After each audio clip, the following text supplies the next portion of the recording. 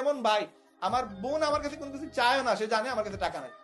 আজকে আমার মা আমার বাবা আমার কাছে কোনো কিছু ডিমান্ড করে না, 1 কেজি চালও বলে না যে তুমি নিয়ে আসো, 5 কেজি আলুর কথাও বলে না।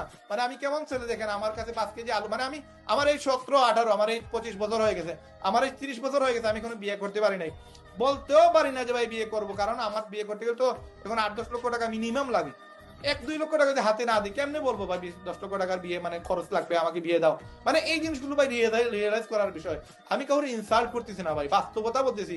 আজকে আপনার আমার আমাদের প্রত্যেকটা পরিবারে এরকম প্রবলেম ফেস করতেছি, এবং আমরা একটা, মানে এই যে আমি আপনার ভাই হিসাবে আমরা একটা পারিবারিক ধরেন মিটিং করতেছি, এই প্রবলেমগুলো আমার লাইফে আছে।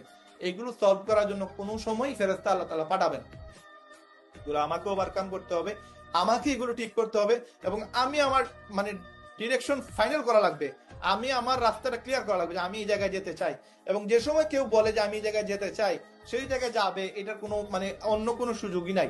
যদি সে মারা না যায় সেই জায়গায় যাবে। কারণ আমরা 2018 সালে প্ল্যান করছিলাম রেহেম বিডি শুরু করব, আজকে 2025 সাল, 7 বছর পরে আমাদের ইচ্ছা শক্তি, আমাদের পাওয়ার, আমাদের আকর্ষণ, আমাদের ভালোবাসা 1 সেকেন্ডের জন্য কমে নাই যে রেহেম বিডি আমরা বাদ দিয়ে দিব।